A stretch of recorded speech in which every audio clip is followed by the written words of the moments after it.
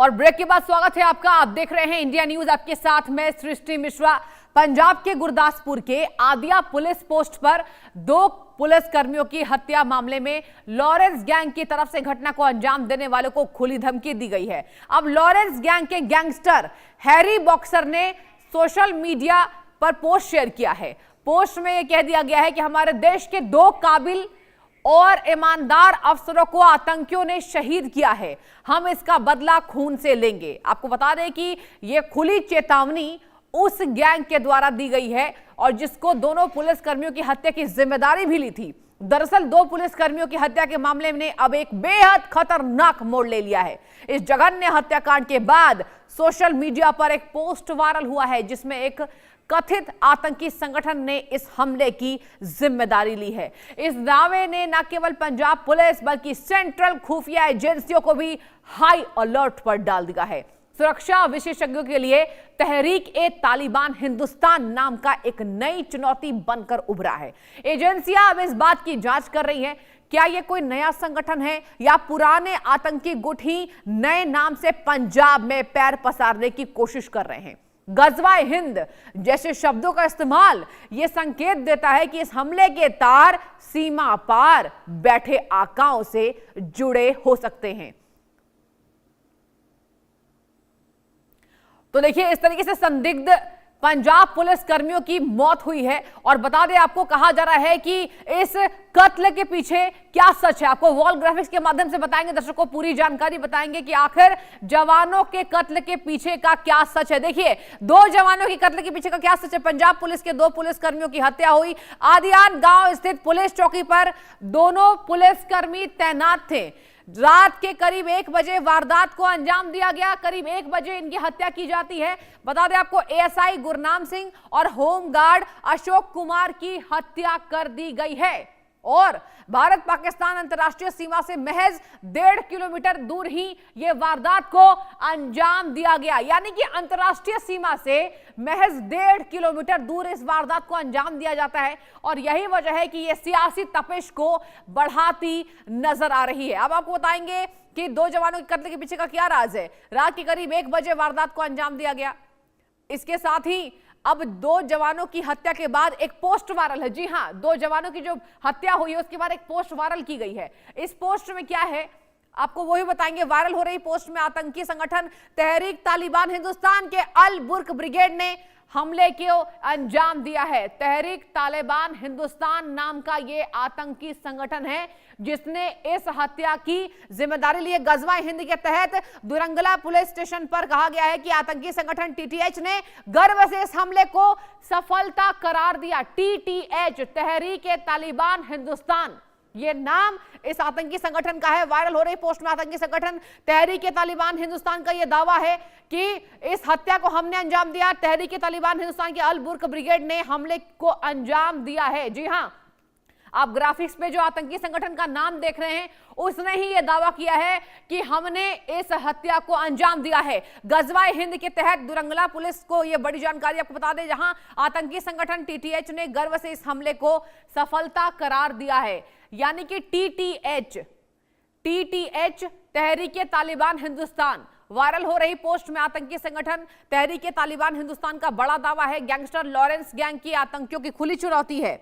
देखिए, यहां फिर से आपको बता दें, कहा जा रहा है कि दोरंगला थाना प्रभारी बनारसी दास के मुताबिक दोनों जवान जो हैं वो बॉर्डर की 2nd लाइन ऑफ डिफेंस के तौर पर तैनात थे और जब 7:30 बजे तक जवानों ने फोन नहीं उठाया, पुलिस मौके पर पहुंची है।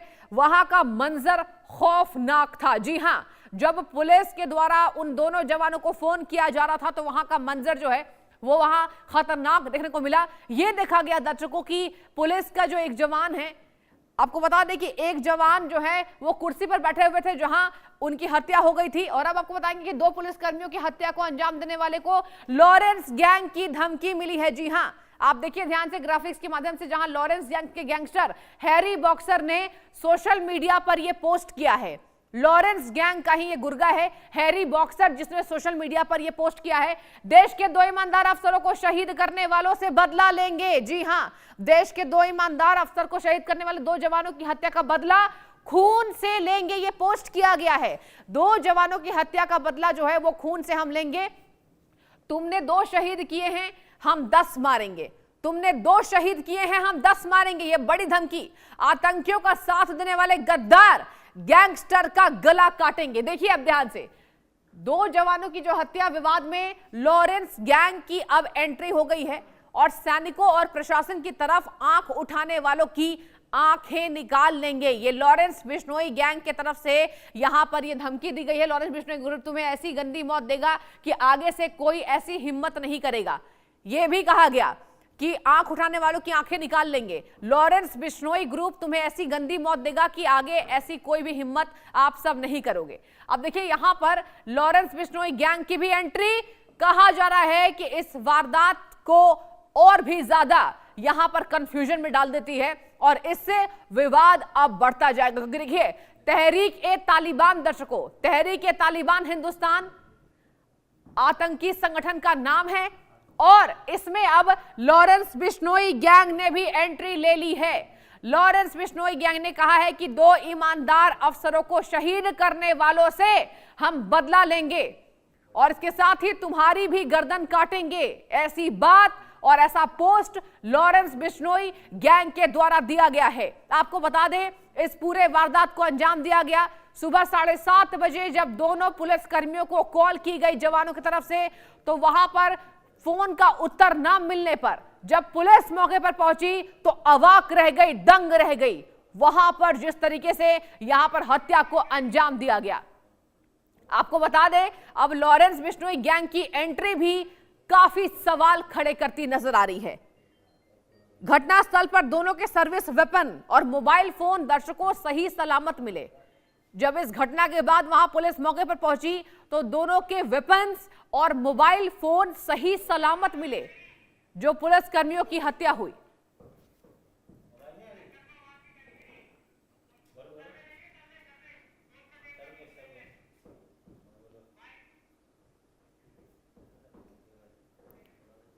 और पंजाब में आतंकी आहट, देखिए पंजाब में आतंकी जो आहट है वो देखिए, एक हमने इंडिया न्यूज के माध्यम से सर्वे किया है दर्शकों। पंजाब में पाकिस्तान बॉर्डर पर 2 पुलिस कर्मियों की हत्या के पीछे मुख्य वजह क्या लगती है, ये हमने सर्वे के दौरान ऐसे सवाल पूछे। अब देखिए क्या आंसर आया। आतंकी साजिश है 26%, ड्रग सिंडिकेट का बदला 19%, गैंगस्टर या लोकल रंजिश 15% लोगों ने माना, पुलिस के अंदरूनी झगड़े 6%, जांच का इंतजार करना चाहिए 34% लोगों ने माना कि हमें जो है वो जांच का इंतजार करना चाहिए। ये सर्वे में हमने सवाल पूछा। देखिए तहरीक-ए-तालिबान हिंदुस्तान की जिम्मेदारी लेने के दावे को आप कितना विश्वसनीय मानते हैं, कैसे विश्वसनीय आप मानते हैं, ये दूसरा सवाल हमने सर्वे में पूछा। आंसर आता है सही, ये आतंकी हमला है 23% लोगों ने माना, जांच भटकाने की कोशिश 20% लोगों ने माना, बिल्कुल फर्जी ऐसा संगठन नहीं है 16% लोगों ने माना, और जांच रिपोर्ट का इंतजार करना चाहिए 41% लोगों ने माना कि हमें पहले पुलिस जांच का इंतजार करना चाहिए।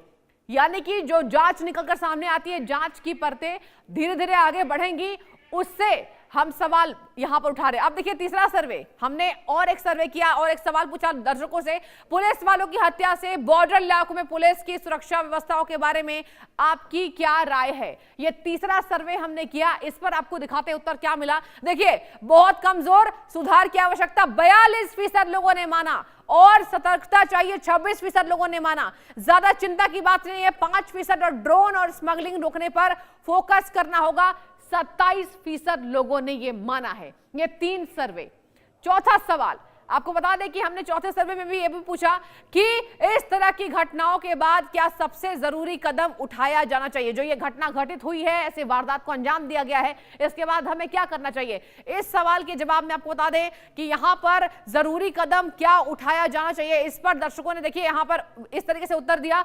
बॉर्डर पर सीसीटीवी ड्रोन सर्विलांस बढ़ाना 27%, एनआईए केंद्रीय एजेंसियों को जांच सौंपना 15% लोगों ने माना, पंजाब पुलिस को ट्रेनिंग वेपन देना 13%, राजनीतिक बयानबाजी बंद कर जांच में फोकस 45% लोगों ने माना। सबसे ज्यादा 45% लोगों ने यह माना है कि हमें जो है वो राजनीतिक बयानबाजी बंद कर जांच में फोकस करना चाहिए।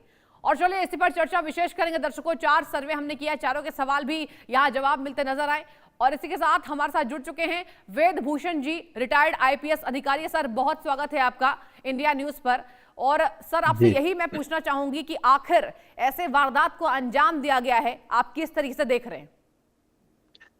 देखिए, पंजाब बहुत टाइम से ऐसा लग रहा था कि कुछ ना कुछ अनहोनी होने वाली है। जिस तरह से बॉर्डर से और तमाम इंटेलिजेंस एजेंसीज को सूचना मिल रही थी कि वहां पर पाकिस्तान से कुछ ऐसे एलिमेंट्स हैं जो पंजाब को दहलाना चाहते हैं, दोबारा खालिस्तान या टेररिज्म की तरफ ले जाना चाहते हैं। उसी क्रम के अंदर जो बॉर्डर के बिल्कुल एक नजदीक के इलाके के अंदर जिस तरह से दो पुलिस के हमारे साथियों की जिस तरह से निर्मम हत्या कर दी गई, वो ये दर्शाता है कि कहीं ना कहीं एक सरकार का फेलियर भी है। क्योंकि आम आदमी पार्टी बहुत समय से जब कहीं दूसरे स्टेट में होता है तो वो हंगामा कर देते हैं, बरपा देते हैं, परंतु लगातार जिस तरह से पंजाब के अंदर टेररिस्ट एक्टिविटीज हो रही हैं, अभी पीछे कुछ दिन पहले जब केजरीवाल और आम आदमी पार्टी के चीफ मिनिस्टर वहां मौजूद थे, उसी फंक्शन के आसपास गुरुद्वारे के अंदर किस तरह से एंटी नेशनल लोगों के मिलकर किस तरह से देश के खिलाफ नारे लगाए, किस तरह से इकट्ठे हुए और उनके खिलाफ कोई एक्शन नहीं लिया गया।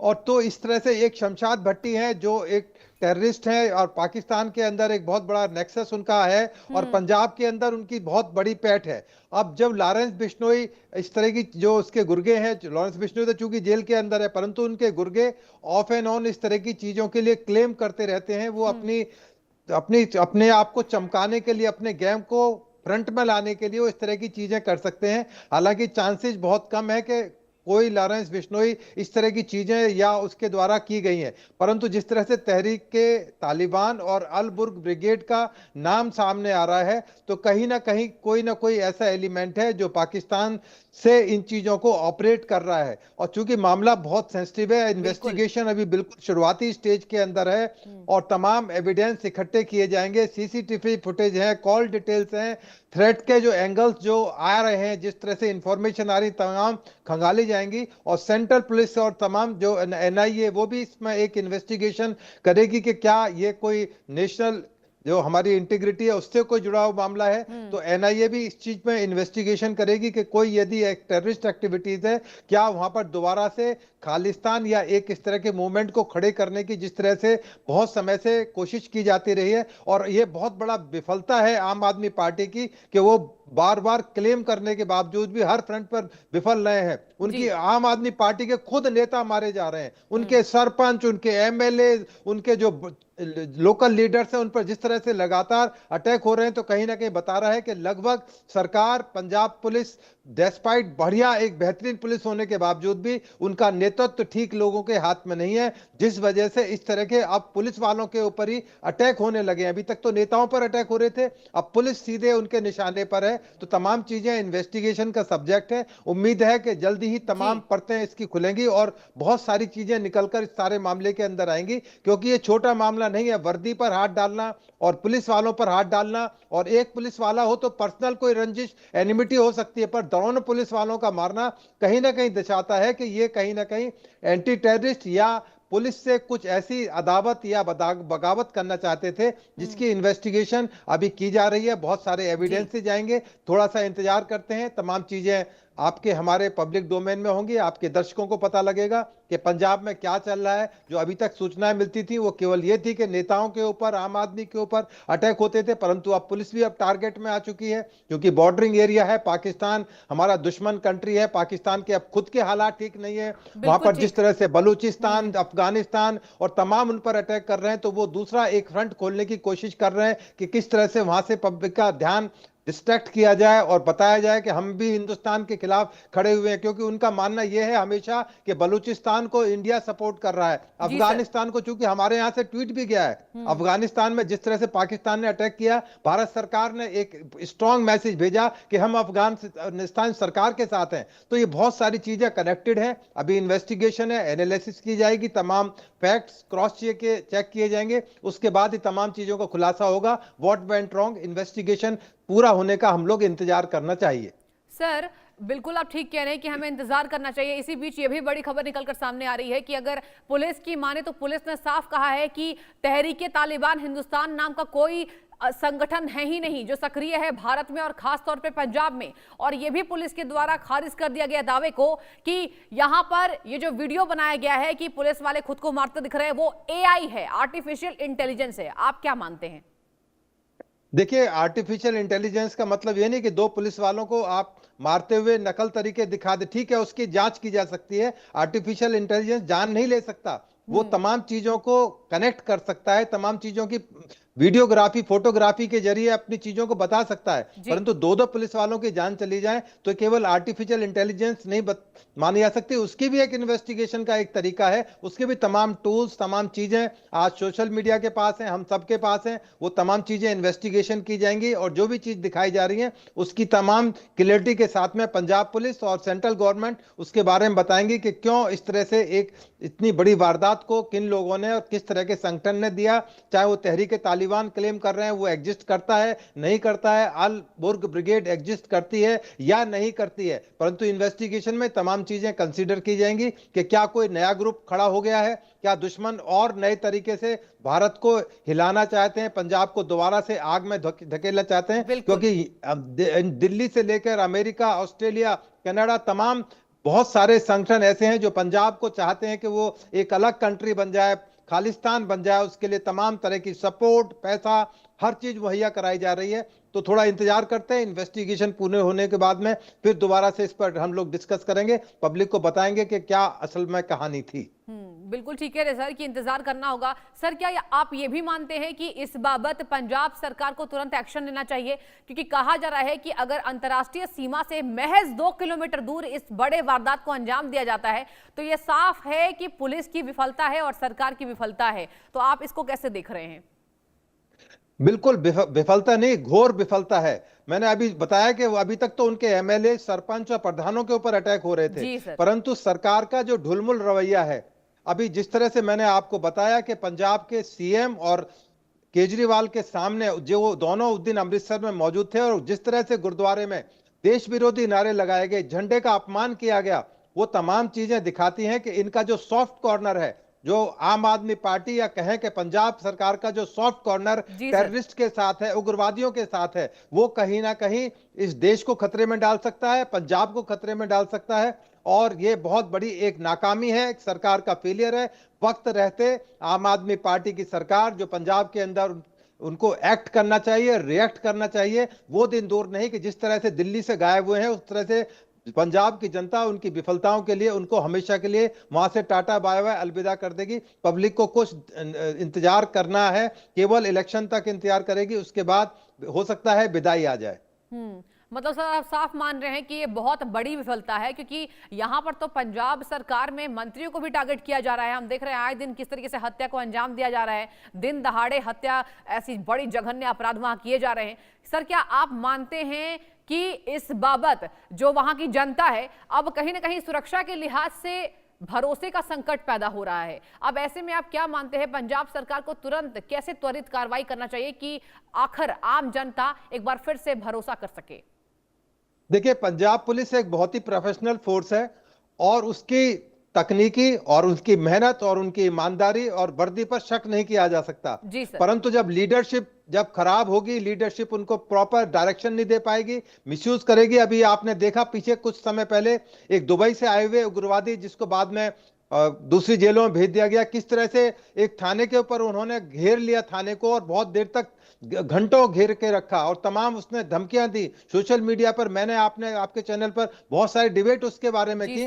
वो अमृतपाल नाम का जो टेररिस्ट था, हालांकि अब वो जेल के अंदर है, यूएपीए में तमाम कानून के तहत उसको सेंट्रल गवर्नमेंट ने अरेस्ट कर दूसरी जेलों में डाला गया है। क्यों नहीं पंजाब पुलिस रिएक्ट कर पाई कि जब उनका थाना घेर लिया गया, ना कोई एफआईआर दर्ज कर पाई। इस मामले के अंदर उम्मीद करते हैं कि पंजाब पुलिस जरूर बहुत मजबूत कदम उठाएगी और जो लोग भी इसके लिए जिम्मेदार हैं उनको उत्तर प्रदेश सरकार की तरह उनको हमेशा के लिए उसी तरह नेस्तनाबूद कर दिया जाएगा जिस तरह से टेररिस्ट की जगह जहां पर मुकर्रर की जाती है। मैं उम्मीद करता हूं कि मेरी आवाज पंजाब पुलिस तक पहुंचेगी और जो दो हमारे साथियों का जिस तरह से निर्मम हत्या की गई है उनका हिसाब किताब जरूर होगा।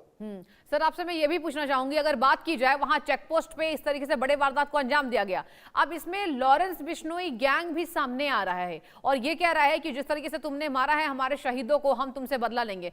सर क्या आप देख रहे हैं कि कहीं ना कहीं जिस तरीके से संगठन सक्रिय हो रहा है, वैसे में एक बहुत बड़ा सवाल भी खड़ा हो रहा है। लॉरेंस बिश्नोई गैंग तमाम धमकियां भी दे रहा है और तहरीक तालिबान हिंदुस्तान, इसमें हिंदुस्तान शब्द भी जुड़ा हुआ है। तो सर साफ तौर पर कहा गया कि ऐसा कोई संगठन है ही नहीं, ये केवल बदनाम करने के लिए किया गया पोस्ट है।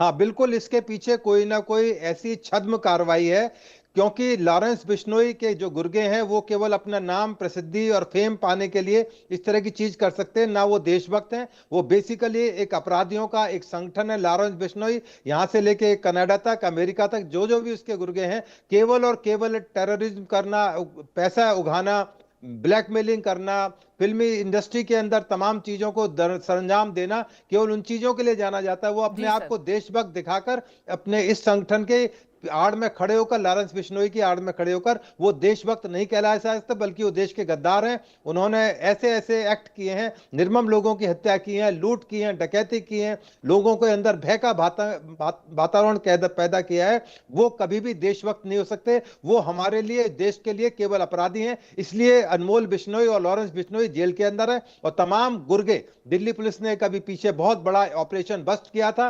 854 टेररिस्ट और उनके तमाम क्रिमिनल्स को अरेस्ट किया गया था। तो आने वाले समय में जो ये क्लेम कर रहे हैं उनको भी जेल के रास्ते दिखाएगी पुलिस।